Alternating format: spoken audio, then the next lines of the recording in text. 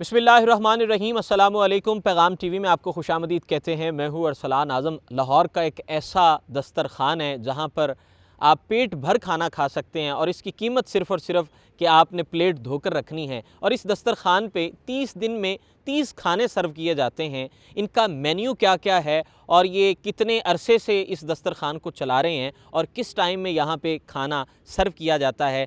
तनवीर भाई मेरे साथ मौजूद हैं। तनवीर भाई इस दस्तरख़ान को रन कर रहे हैं। तनवीर भाई बहुत शुक्रिया आपके वक्त का। मुझे ये बताइए कि इसके पीछे क्या दास्तान है कि सिर्फ आपने प्लेट धोनी है और पेट भर खाना खाना है।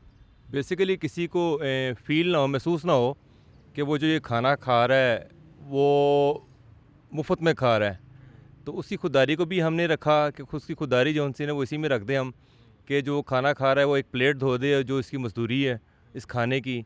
तो उसमें ये है कि लोगों को एक थोड़ा सा एहसास भी हो जाता है कि जी हमने जो खाना खाया, जो काम वो घर पे नहीं करते वो बाहर वो कर लेते हैं। अच्छा, मेन्यू क्या क्या है? 30 दिन और 30 खानों से जो है आप खल्क़े खुदा की खिदमत कर रहे हैं। ये क्या जो है सोच कैसे आई और ये मेन्यू में क्या क्या होता है? क्या इसके पीछे क्या सिलसिला है? देखें जी, जो खाना है ना हमारा, उसमें सबसे पहले सोच ये थी कि भी आया वो खाना मैं खुद 30 दिन खा सकता हूँ एक ही तरह का। तो जब मैंने अपने आप से कहा कि भी इन्हीं बंदों ने मेरे पास बार बार आना है, तो ये 30 दिन एक खाना कैसे खाएंगे। तो फिर हमने फिर डिसाइड किया कि नहीं जी, खाने का मेन्यू होना चाहिए। उसमें हमारे पास बहुत सारी वैरायटियाँ हैं।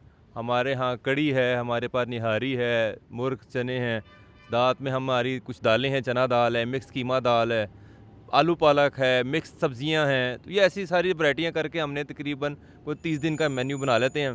तो लोगों को फिर 30 दिन जो उनसे ना वो घर की तरह मुख्तलिफ खाने मिलते रहते हैं और उनको ये भी नहीं होता कि जनाब आज वही खाना जाके मिलेगा यार, किधर बासी खाना या ये ना हो।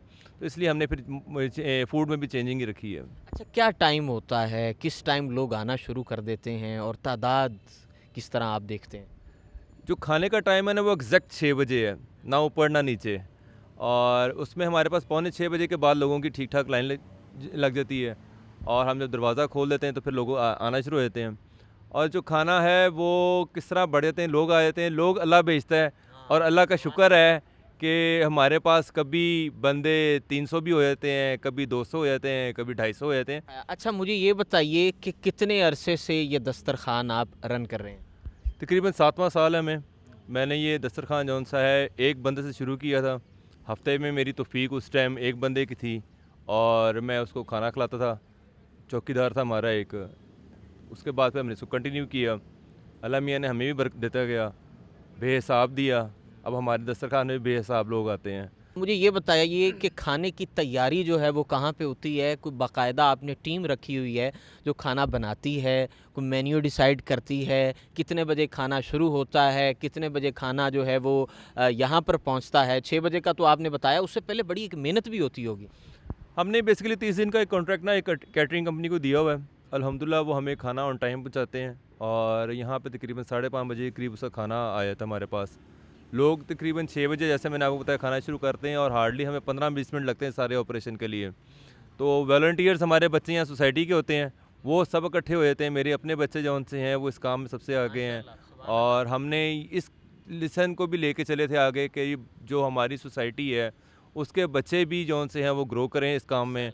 और अल्लाह का शुक्र है कि बहुत सारे बच्चे वॉलंटियरी जौन से हैं वो इसमें ऐड हो जाते हैं। वॉलंटरली ऐड हो जाते हैं। आपने केटरिंग कंपनी का ज़िक्र किया। अच्छा, मुझे ये बताइए कि किस दिन ज़्यादा रश, किस दिन ज़्यादा होता है? लोग होते हैं ना, बहुत से लोग हैं वो देखते हैं कि आज मेन्यू बहुत अच्छा है तो आज ज़रा जो है वो ख़ासा रश हो जाता है। जिस दिन ज़रा इस चीज़ को भी देखा जाता है। नहीं, ऐसा कुछ नहीं, चूँकि किसी को ये पता ही नहीं कि कल खाना क्या आना है, किसी को इल्म नहीं है। अच्छा। तो और ये सिर्फ मैं हूँ और मेरे साथ जो वॉलंटियर जो एक लड़के हैं उनको सिर्फ पता होता है कि हाँ भी कल खाना क्या आना है, या कैटरिंग कंपनी को पता है, वरना किसी को भी नहीं पता। नॉर्मली है कि मंडे से लेके जो फ्राइडे तक है हमारे पास पीक डेज़ होते हैं। फ्राइडे सैटरडे संडे जो है ना, चूँकि यहाँ करीब की फैक्ट्री है, डेस्कॉन के बच्चे आते हैं, हॉस्टल में रहते हैं, पढ़ते हैं, तो वो फिर खाना खाने यहाँ पे आते हैं, तो उनका सैटरडे संडे ऑफ होता है। वो फिर गाँव में अपने घरों में चले जाते हैं और फिर मंडे को फिर दोबारा आ जाते हैं। तो हम ये कह सकते हैं कि पीर से लेके फ्राइडे तक हमारे पास पीक डेज़ होते हैं। तो हमने पहले ये काम जो है ना अकबरी मंडी में शुरू किया। हमें नज़र आया कि वहाँ पे बहुत ज़्यादा मज़दूर वगैरह हैं, लेकिन हम वहाँ पे सही तरह ऑपरेशन नहीं कर सके। उसके बाद फिर हमने इसको यहाँ पे शिफ्ट कर लिया। यहाँ अल्लाह का शुक्र है, हम तकरीबन 6 साल से जो है ना रेगुलरली के साथ रोज़ाना की बुनियाद पे और रमज़ान में बिलखुसूस आप कभी अगली बार आएँ रमज़ान में, आपको इंशाल्लाह रमज़ान में नज़र आएगा कि यहाँ 1200 से लेके 1500 के दरमियान लोगों को हम कैसे दस्तरखान पे खाना खिलाते हैं। कोई टारगेट भी है कि साल में इतने लोग खाना खा लेते हैं? जैसे आपने रमज़ान का ज़िक्र किया कि 1200 से 1300 बंदा जो है वो एक वक्त में होता है या कोई मुख्तलिफ दिनों में? नहीं जी नहीं, हमारे पास तकरीबन 1200 से लेके 1500 का बंदा सिर्फ इफ्तारी के एक टाइम पे होता है, और सुबह सहरी के टाइम पे तकरीबन 300-400 बंदा होता है। तो डेली का हम तकरीबन 2000 बंदों को खाना खिला रहे होते हैं सिर्फ रमज़ान में। खिदमत खल्क का ये जो जज्बा है, इसको लेकर मुतासर किस हैं? मुझे जो बेसिक जो है ना, जो मेरा फुट स्टेप है, वो मेरे ज़मान साहब मेरे मामू ने जनरेट किया था, और वो अल्लाह का शुक्र है कि जब मैंने उनसे कारोबार भी उनसे ही सीखा था मैंने। तो जब उनके पास मैं बैठा था तो वो मुझे भी यही कहते थे कि यार जो कमा रहे हो अल्लाह की राह पे खर्च किया करो थोड़ा सा, तो वो बेहिसाब देगा।